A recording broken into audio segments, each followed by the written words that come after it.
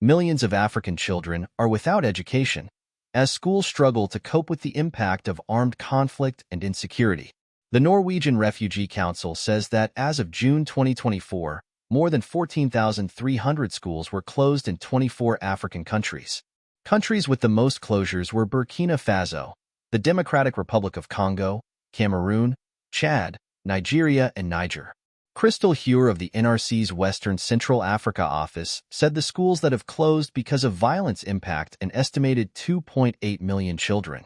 It means that these children are deprived of education but also more vulnerable to different protection risks, she said. Aid agencies say the lack of instruction makes it easy for the armed groups to recruit children, disrupting their education and further decreasing their chances of ever attending classes. The lack of schooling also makes children vulnerable to violence and exploitation, perpetuating cycles of poverty and instability. The latest figure is an increase of 1,100 closures from the previous year, when 13,200 schools were closed due to conflict and insecurity. In some countries, conflict has nearly overwhelmed the education system. The UN Children's Agency, UNICEF, says 1 in 4 schools in Burkina Faso is closed. In the Democratic Republic of Congo, at least 1,450 schools nationwide were closed as of January, affecting 500,000 students.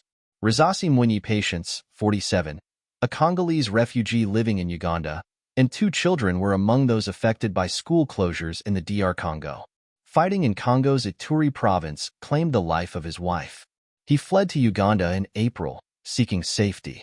He said the Congolese school where his children, in 4th and 6th grades, were enrolled has closed. He has enrolled them in school in Uganda. Hure of the NRC said the circumstances that cause school closures vary from country to country, with 3 main reasons. The first reason is really for military purposes. It's about regaining or gaining control over territory, she said.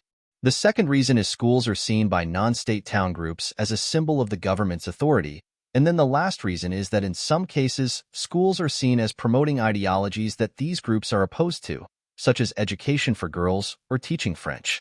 Patience said he is concerned about his future and that of his children, who are forced to start education again due to the language barrier. Schools in the DR Congo are taught in French, but now their school is taught in English. He said his children have been told to repeat classes and start from the beginning, adding further difficulty to their life in the refugee camp. Though the general situation remains dire, some schools have reopened in the Central African Republic and Mali due to improved security, and in Burkina Faso, some 1,300 schools have reopened since October 2023 after government forces took control of some areas from terror groups. The Oslo-based agency calls on the international community, governments, and warring parties to protect education by ending attacks on schools and ensuring the safety of learners and teachers.